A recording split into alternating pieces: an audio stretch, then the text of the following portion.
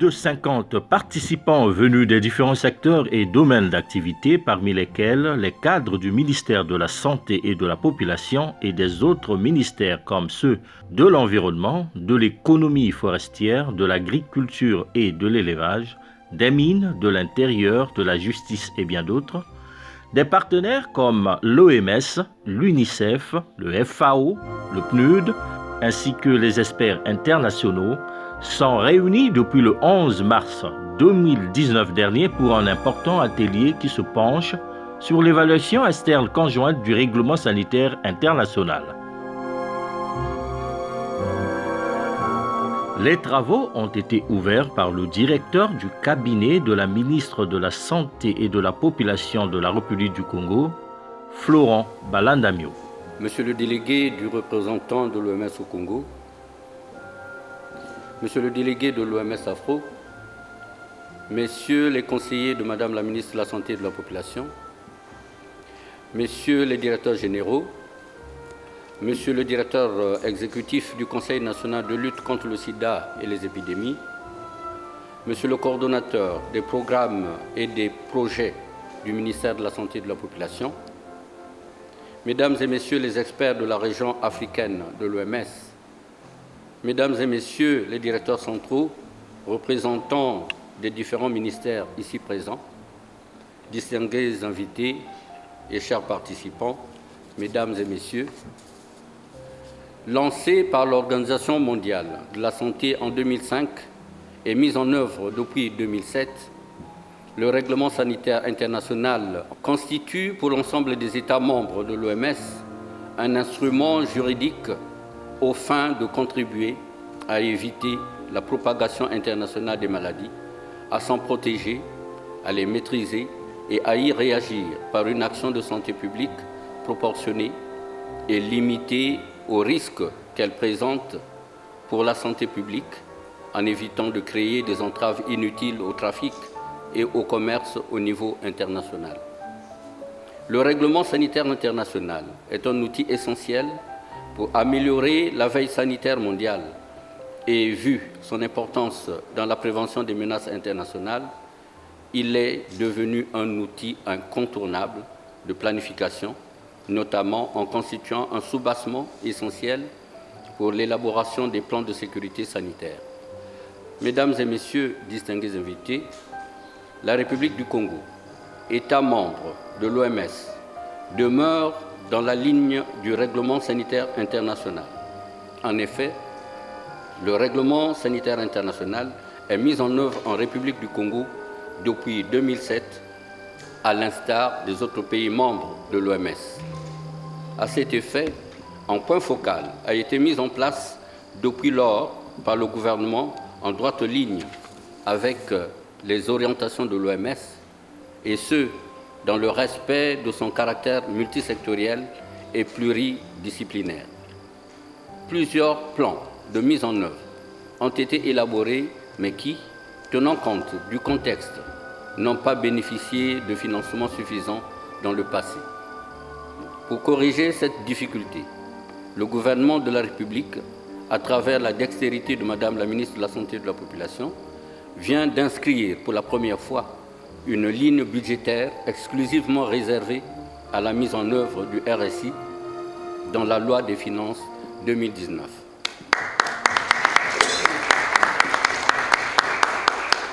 Je voudrais, avant de continuer mon propos, au nom de Madame Jacqueline Lydia Mikolo, ministre de la Santé et de la Population, rendre un vibrant hommage à son Excellence Monsieur Denis Sassou Nguesso, Président de la République, à son Premier ministre et à tout le gouvernement. Je voudrais également remercier les partenaires techniques et financiers traditionnels du Congo, entre autres l'OMS, la Banque mondiale, l'UNICEF, la FAO, l'OIE, le PAM et les organisations de la société civile œuvrant dans le domaine de l'humanitaire pour les appuis multiformes apportés au Congo.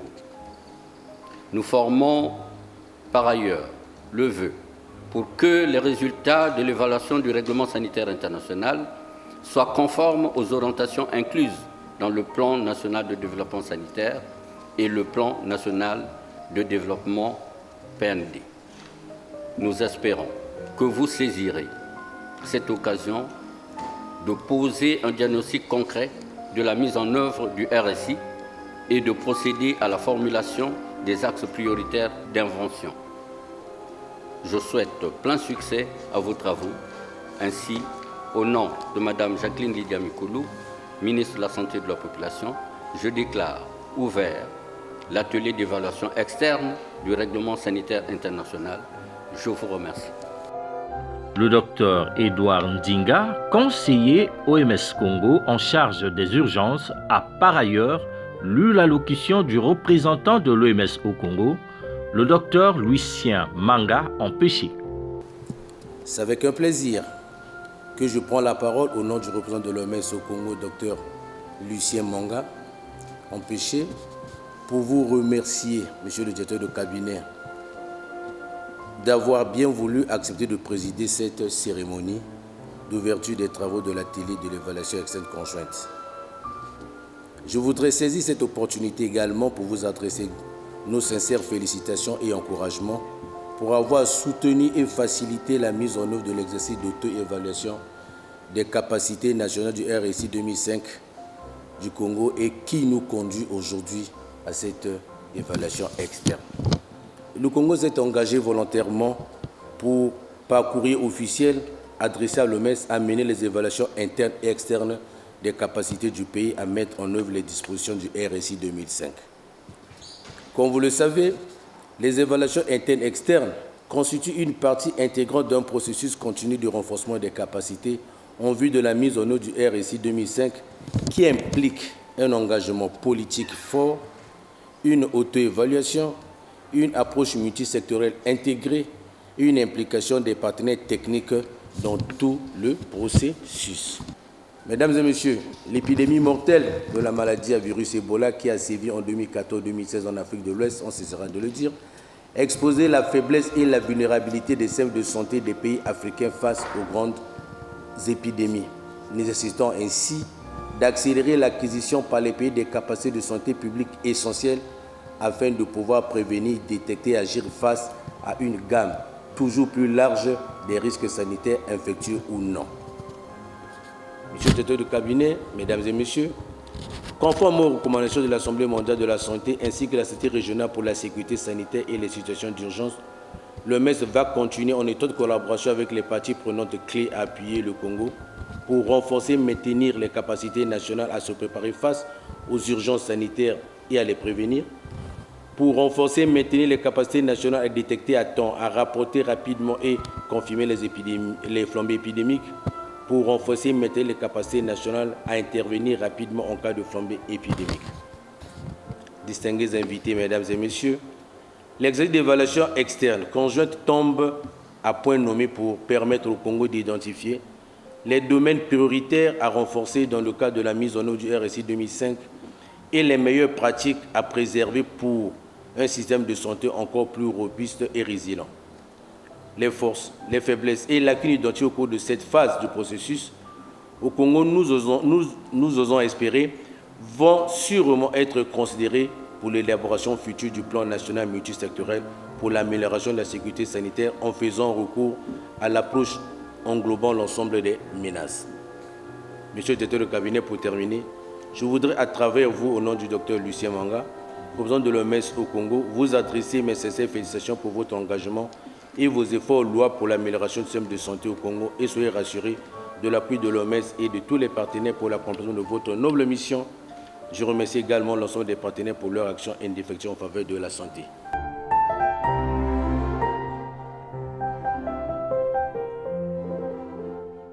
De son côté, le docteur Ali Ahmed Yahya, gestionnaire du programme Préparation et RSI OMS, Bureau régional Afro, a supervisé tous les débats sous l'œil attentif du docteur Zabatou Babo, directeur exécutif du Conseil national de lutte contre le sida et les épidémies, organe coordonnateur des interventions et ripostes contre les épidémies au Congo.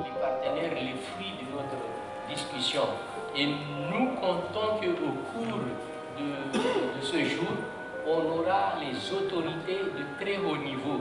Je me rappelle, dans certains JI que nous avons effectué, on a eu le ministre de la Santé, le ministre de l'Agriculture et Environnement, et d'autres ministres étaient présents pour voir quels ont été les travaux effectués par leurs experts.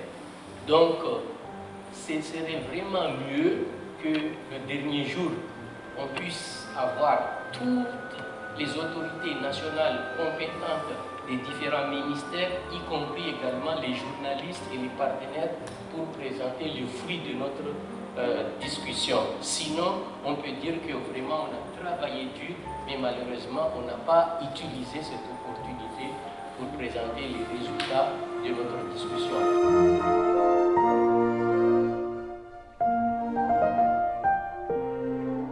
En souscrivant au règlement sanitaire international, le Congo-Brazzaville s'est engagé à développer davantage ses capacités à prévenir, à détecter les risques de santé publique et à y répondre rapidement. Quelle est la preuve? Quel est le document? Où sont les références? Donc on va vraiment vous demander de nous fournir les références et j'en suis sûr que vous êtes prêts à répondre à ces défis. Cela peut nous permettre de mieux mesurer les forces et de mieux caractériser les faiblesses et par la suite nous aurons des actions prioritaires plus adaptées par rapport à la réalité du pays. Je me rappelle qu'on avait fait une évaluation dans un pays. Ils ont proposé qu'ils veulent avoir un laboratoire qui va faire, par exemple, des analyses chimiques, etc. Mais parfois, ces recommandations ne sont pas adaptées parce qu'on devrait proposer des recommandations les plus réalistiques en tenant compte du niveau et en tenant compte des indicateurs. Roland vient de nous dire qu'il y a 49 indicateurs. Et c'est en fonction de ces indicateurs que nous allons ensemble proposer les recommandations. Donc, c'est un exemple. Nous étions dans un pays. Il y avait les laboratoires plutôt, qui étaient capables de faire la détection et la notification. Ils avaient le laboratoire, mais ils n'avaient pas le plan. Et c'est ça l'avantage et peut-être l'inconvénient de cet outil. Ça dépend de l'angle où nous regardons. Même si le pays avait le laboratoire, le fait qu'il ne disposait pas d'un plan, on était obligé de considérer que le pays a une capacité inexistante parce qu'on suit à la lettre les directives de l'outil pour pouvoir nous aligner par rapport aux autres évaluations qui ont été effectuées au niveau mondial. Après l'adoption par les pays membres de l'OMS du règlement sanitaire international comme document contraignant, il était donc question que les pays légifèrent sur ce règlement. C'est vrai que même s'il est mis en œuvre, il nécessite donc qu'il soit adopté au niveau parlementaire par les deux chambres et promulgué. Et donc les efforts ont été faits, les documents ont été mis à la table des décideurs et il est actuellement dans le circuit pour être adopté comme une loi. Au niveau de la région africaine, on a eu un progrès considérable en matière de la mise en œuvre du processus d'évaluation du règlement sanitaire international. Entre autres, le cadre de suivi et évaluation du règlement sanitaire international.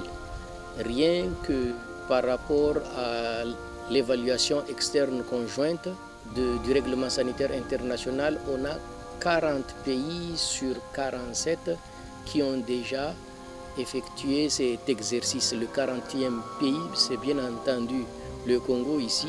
C'est un processus volontaire afin d'évaluer les capacités du pays à prévenir, détecter et répondre aux événements de santé publique majeurs. Nous avons procédé par l'évaluation interne.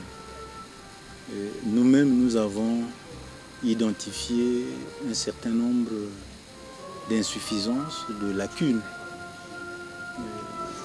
Et là, nous procédons à une évaluation conjointe externe l'œil externe va essayer de vérifier si ce que nous avons dit dans le cadre de la préparation, dans le cadre de la détection, dans le cadre de la confirmation et dans le cadre de la riposte est réel et nous permet de faire face à une épidémie ou à une catastrophe.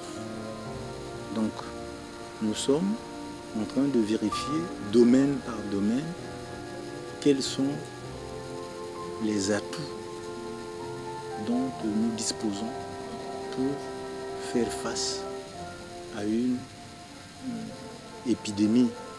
En ce moment, nous sommes menacés par l'épidémie d'Ebola, puisque le Congo voisin est en plein. Donc, il faut que nous soyons en mesure de réagir promptement s'il y a un cas qui se présentait au Congo. Lorsqu'on avait la maladie à virus Ebola dans les pays de l'Afrique de l'Ouest, l'OMS, avec la collaboration des partenaires techniques, on a révisé notre façon d'évaluer les capacités essentielles du règlement sanitaire international. Et pour pouvoir mieux évaluer les pays en dehors d'une auto-évaluation que les pays faisaient avant, qui peut surestimer les capacités, on a d'autres outils très solides, entre autres la revue après action. Cet outil est utilisé quand il y a une épidémie.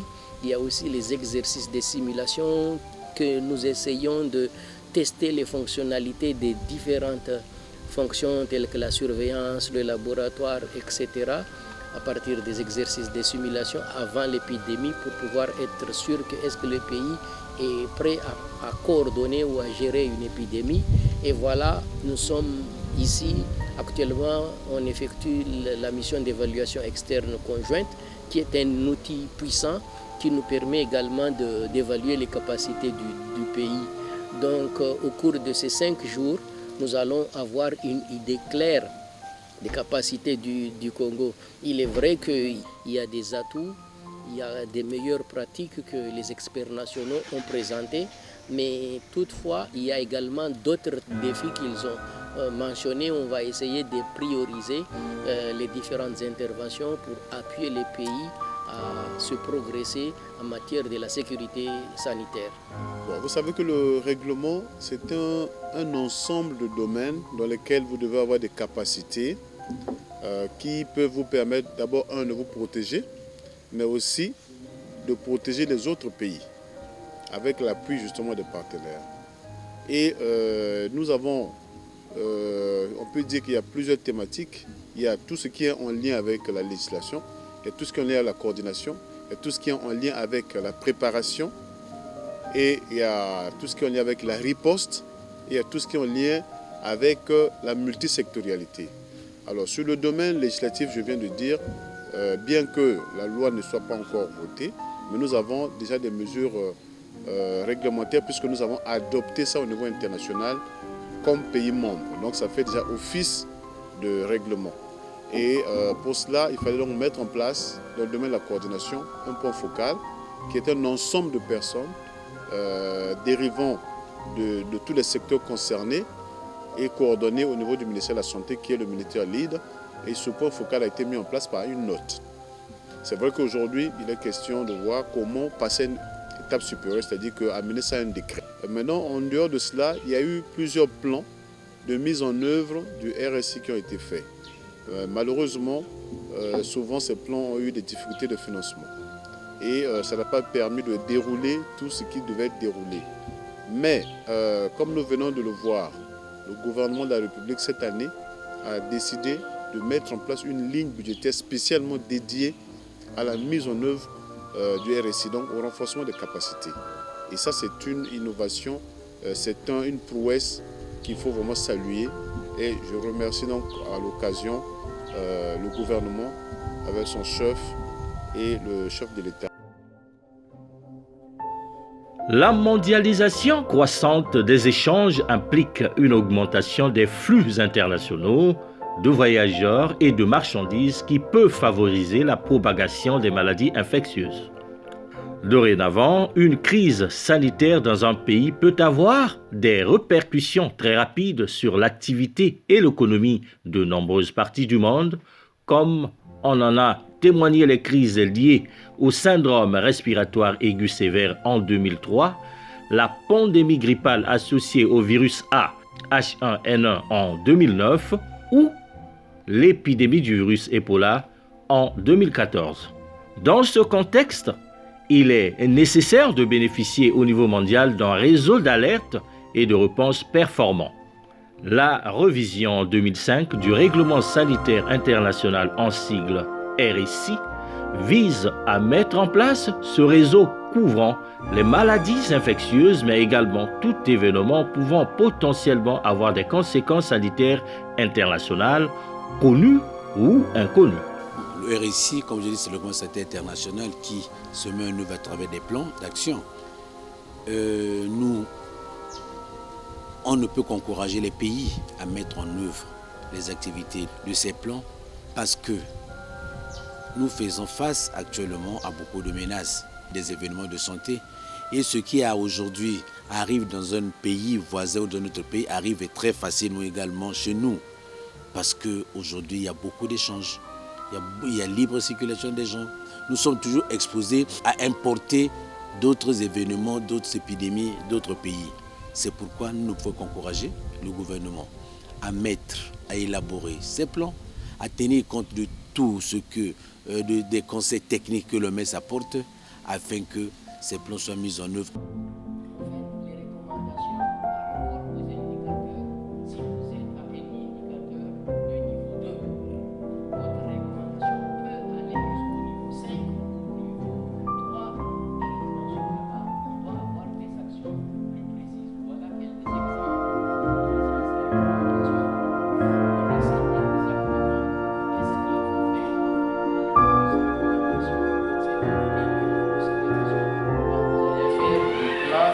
National d'action pour la sécurité sanitaire. Je ne sais pas si vous êtes au courant de ce qu'on appelle la commission mixte, où il y a eu un accord entre le gouvernement et le bureau régional de l'OMS en Afrique. Et cet accord a été fait récemment avec la signature du ministère des Affaires étrangères et de notre directrice régionale. Et dans cet accord, il y a 3 points clés qui ont été mentionnés pour la sécurité sanitaire. La première, c'est le GI, nous sommes en train de faire. La deuxième, c'est de renforcer les capacités en matière de différents domaines techniques, y compris la collaboration transfrontalière. Et la dernière, c'est l'élaboration et la mise en œuvre du plan national d'action pour la sécurité sanitaire. Ça veut dire qu'aussitôt après la finalisation de cet exercice, on doit déjà commencer à planifier pour l'élaboration du PANS, Plan national d'action de la sécurité sanitaire. Adopté par 196 États, l'objectif du RSI est d'assurer le maximum de protection contre la propagation internationale des menaces sanitaires, tout en limitant les entraves au trafic international. Le RSI est ainsi le seul instrument international juridiquement contraignant en matière de sécurité sanitaire. Là, comme elle a dit, on ne peut pas considérer que le point focal est nommé. Le point focal, c'est pourquoi on dit de reprendre la nomination.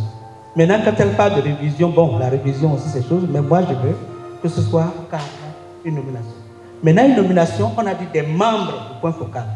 Alors, est-ce qu'il n'existe pas ici des nominations de plusieurs personnes? On dit, il y a des nominations de ce type, non? Étant venu au ministère de la Santé, le ministère de la Santé n'a fait que compléter la liste des membres du RSI. Donc c'est le ministre vraiment c'est lui qui avait choisi en leur sein. Ouais. Le RSI a pour but de détecter, de réduire ou d'éliminer les sources de propagation de l'infection, d'améliorer la surveillance sanitaire et la réponse aux urgences sanitaires dans les ports et aéroports et autour de ceux-ci, de prévenir la dissémination des vecteurs, d'entraver le moins possible les voyages et les échanges internationaux. Dans le cadre de la surveillance au niveau des points d'entrée par exemple, nous avons le beach, nous avons l'aéroport de Maya-Maya, nous avons l'aéroport Agostino Neto, nous avons Tchamandiassi. Ce sont le port autonome de Pointe-Noire. Ce sont des points d'entrée. Nous constatons qu'à ce niveau, nous n'avons par exemple pas de capacité d'isolement. Donc, dès que quelqu'un arrive à un point d'entrée, le pays doit être en mesure de l'isoler. Et le personnel qui œuvre à ces différents endroits doit avoir des équipements de protection individuelle pour que ces personnes-là elles-mêmes ne soient pas exposées. Isoler la personne suspecte pour que les autres personnes ne soient pas exposées. Nous constatons que là, il y a des défaillances énormes. Donc nous-mêmes, nous l'avons constaté et nous avons fait des propositions pour améliorer la qualité des services au niveau des points d'entrée. Ensuite, quand il y a un cas, qu'est-ce qui se passe? Il faut confirmer, il faut faire des prélèvements. Là également, il faut préparer le personnel à faire de bons prélèvements et les acheminer là où on peut confirmer le diagnostic. Malheureusement, même pour chikungunya là et autres, nous avons été obligés à recourir aux pays voisins. Nous-mêmes, nous ne pouvons pas toujours confirmer sur place. Vous voyez que ça prend du temps. Dans le cadre du RSI, bien entendu, les documents ont été élaborés, quelques plans, quelques procédures, mais la mise en œuvre a buté au manque, à l'épineux problème du manque de financement. De sorte que la mise en œuvre n'a pas été optimale, simplement parce que les documents de mise en œuvre ont été élaborés, mais dans l'application, il s'est posé un problème de financement. L'autre difficulté qu'il y a eu, c'est des problèmes de coordination, parce que le RSI suppose une démarche multisectorielle. Donc, avoir la coordination qui prenne en compte l'ensemble des maillons, il faut beaucoup d'efforts pour emmener les cadres, les secteurs, les disciplines à interagir. La première faiblesse que mon secteur écope, c'est par exemple que le système de transfert des échantillons biologiques n'est pas mis en place. Nous avons eu la chance avec l'Organisation mondiale de la santé, la représentation pays, d'avoir un réseau des laboratoires périphériques qui gravitaient autour du laboratoire national de santé publique, qui est notre laboratoire de référence.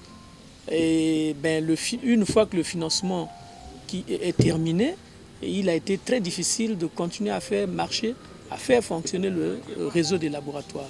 Donc en l'absence de système, d'un réseau dans un système, on ne peut pas prendre des échantillons qui viennent de la périphérie pour que ça vienne au niveau central. Et ça, c'est une faiblesse énorme. J'ai pris là un exemple pour montrer à quel point il y a eu des faiblesses de mise en œuvre du RSI sur cette question épineuse de transport des échantillons. C'est pour cela que lorsqu'il y a une maladie comme la maladie à virus Ebola qui est déclarée dans le pays, on est obligé de mettre en place une coordination spéciale, spécifique, pour coordonner tous les problèmes liés à la gestion de la maladie, y compris le transport des échantillons, parce que c'est spécifique, c'est sensible. Le transport ne peut pas se faire n'importe comment. On ne peut rien faire sans argent. Les budgets affectés pour le fonctionnement des structures qui, dans leur essence, contribuent au RSI, c'est une forme de financement. Maintenant, question, est-ce qu'il est facile de débloquer ces budgets pour que ces structures fonctionnent à plein régime? Ça, ce sont des éléments qui vont être sortis après l'évaluation externe qui nous permettront de voir est-ce que vraiment cet argent sort, si ça sort, est-ce que c'est géré de manière efficace ou de manière efficiente. Donc ça sont les éléments. Mais en dehors de cela, la première chose c'est déjà de féliciter le gouvernement. Je pense qu'il n'y en avait pas. Aujourd'hui, le gouvernement a créé une ligne au ministère de la Santé, au niveau de la direction de l'hygiène, pour la mise en œuvre ou le renforcement des capacités de RSI. Donc ça, c'est déjà à féliciter.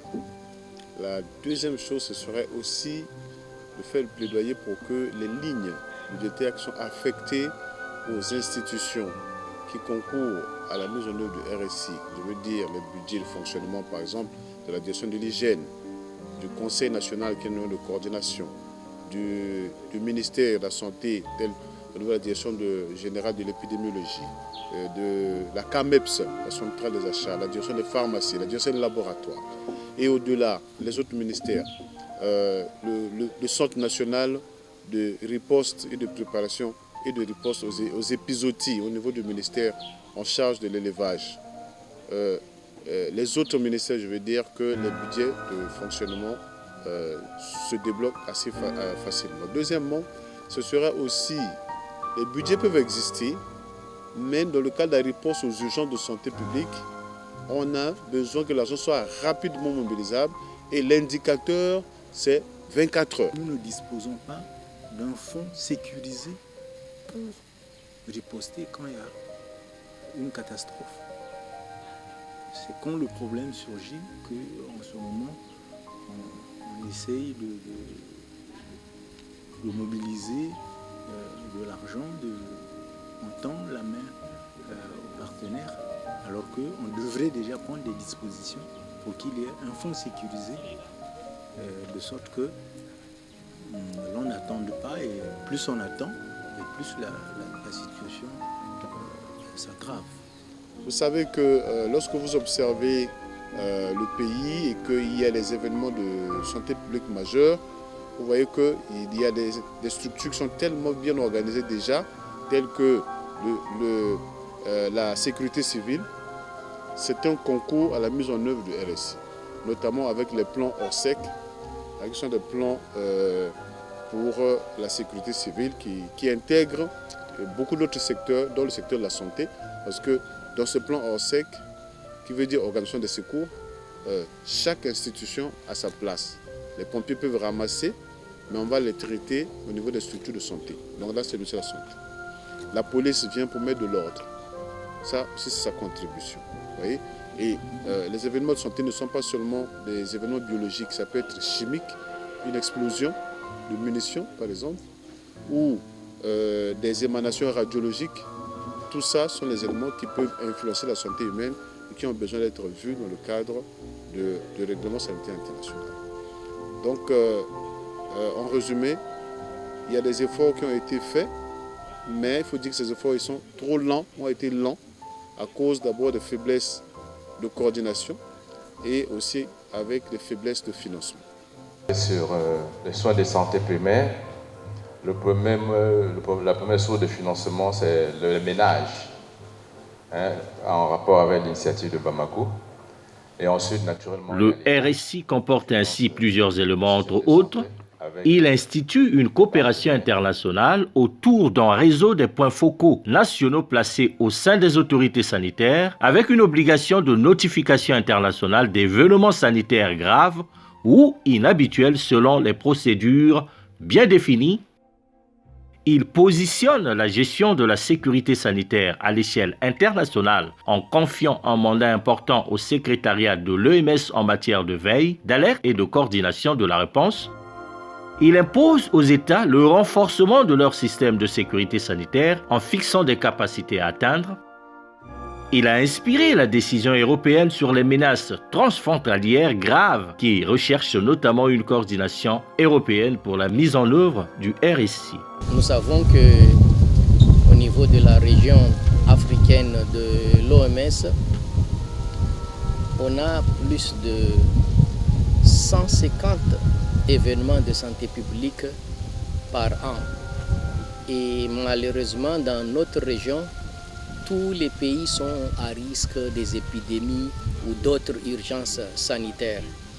Afin donc d'assurer la sécurité sanitaire nationale, régionale et mondiale, nos États membres donc se sont engagés à mettre en œuvre le règlement sanitaire international afin donc d'améliorer les différentes capacités essentielles dans le cadre de la prévention, la détection et la riposte. Dans la coordination avec la composante zoonose, nous avons amorcé la procédure de mise en place de la plateforme One Health, et qui en ce moment traîne à un certain niveau ministériel pour question de signature, pour nos questions de repositionnement ou d'arrimage. Faut-il mettre, là aussi la question se pose, faut-il mettre la plateforme One Health au niveau de la présidence de la République ou sous la direction d'une composante ministérielle, même si c'est un ministère d'État? Donc vous voyez que ça encore, ce n'est pas la décision technique qui va trancher, c'est essentiellement la décision politique. Et lorsque j'essaie de voir un peu la composition des différents ministères ici qui font partie de la coordination, je pense qu'il serait peut-être souhaitable que le ministère de l'économie forestière soit aligné. C'est une omission. On peut passer au scoring, à la validation du score. Là, on va, à la rubrique recommandation, on va tenir compte de tous ces éléments dans lesquels vous avez fait allusion. Ok. Le score, c'est le score 1. En fait, il fallait 2 éléments pour avoir le score 2. Pour aller avoir les mécanismes de coordination, il fallait avoir les SOP, bon, les modes opérateurs normalisés. Effectivement, dans votre réponse, c'est non. Par rapport à ça, vous avez donné le score.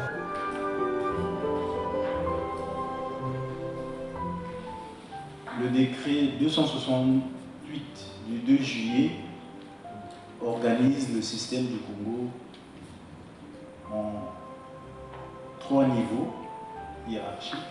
Dans le cadre de sa mise en œuvre et du développement des capacités internationales, certaines obligations sont imposées par le RSI aux États signataires. Il s'agit entre autres de désigner un point focal national chargé en permanence 7 jours sur 7, 24 heures sur 24, d'assurer les échanges d'informations avec l'Organisation mondiale de la santé, d'évaluer les événements de santé publique susceptibles de constituer une urgence de santé publique de portée internationale et, selon les cas, les notifier à l'OMS, de répondre aux sollicitations de l'OMS concernant des événements sanitaires pouvant constituer un risque pour la santé publique, de développer, renforcer et maintenir les capacités nationales de détection, d'évaluation et de réponse aux événements sanitaires pouvant constituer un risque pour la santé publique, de renforcer les capacités de la surveillance et de réponse dans les ports et aéroports internationaux en routine, ainsi que pour faire face aux événements pouvant constituer une urgence de santé publique de portée internationale. Il est vrai qu'au niveau de Congo ici, et également dans d'autres pays de la région africaine, nous enregistrons souvent des épidémies. Ce qui fait que le renforcement des capacités s'avère nécessaire et nous avons eu l'opportunité, rien que par exemple à l'heure actuelle dans le cadre de la préparation des pays avoisinant la République démocratique du Congo en matière de renforcement des capacités pour la riposte à une éventuelle maladie à virus Ebola. Nous avons eu l'opportunité de travailler beaucoup avec les autorités nationales au Congo ici. Nous pouvons dire qu'il y a eu un progrès considérable dans certains domaines tels que la formation, la disponibilité d'une équipe multidisciplinaire au niveau national qui peuvent faire une investigation à la maladie à virus Ebola. Et cette équipe, si elle continue à être renforcée également, Former les autres équipes au niveau des autres niveaux du système de santé, ça peut être un avantage au niveau du pays d'avoir une équipe de réponse rapide qui peut faire une investigation et une réponse à une épidémie telle que la maladie à virus Ebola. Il est vrai également au Congo, on a essayé de renforcer quelques activités dans certains points d'entrée qui ont permis par exemple d'effectuer des triages des passagers pour pouvoir permettre de détecter une éventuelle menace d'une maladie telle que la maladie à virus Ebola. Et dans le cadre des surveillances, quelques efforts sont disponibles pour pouvoir donc permettre d'effectuer la surveillance des maladies prioritaires. Et au niveau du laboratoire aussi, il y a une équipe sur place qui effectue certaines analyses essentielles pour permettre de confirmer certaines maladies. Mais il est vrai qu'il est important d'utiliser l'opportunité de l'exercice que nous effectuons maintenant pour pouvoir vraiment évaluer les capacités du pays dans tous les différents domaines techniques, entre autres la surveillance, la vaccination, le laboratoire et les points d'entrée, d'identifier les forces et les faiblesses et de proposer des recommandations afin de relever les défis majeurs en matière de la prévention, détection et riposte aux événements de santé publique. Ce que nous attendons de cet atelier d'évaluation externe conjointe, c'est qu'au terme de l'atelier, les faiblesses soient mises à nu et nous devons les accepter de manière tout à fait loyale et stoïque, de sorte que l'on soit en mesure de les corriger dans le cadre du plan d'action que nous allons faire, qu'on prenne en compte, qu'on élabore des objectifs à travers lesquels nous pourrons corriger, apporter des mesures correctives à tout ce qui n'a pas marché depuis 2007 que nous mettons le RSI en œuvre. L'atelier d'évaluation externe conjointe de mise en œuvre du règlement sanitaire international en République du Congo s'inscrit donc dans le cadre de la redynamisation, de la reformulation et ou de la réorientation du repositionnement du règlement sanitaire international au Congo afin de rendre efficaces les mesures de surveillance et de prise en charge des frontières. La mise en œuvre du RSI, c'est pratiquement, je peux dire, tous les domaines sensibles qui permettent à l'homme, lorsque ces domaines sont maîtrisés, de vivre en paix et en bonne santé. Comme on le dit, la maladie ne commence pas forcément au ministère de la Santé, ça commence souvent ailleurs et les conséquences sont vécues au niveau de la santé.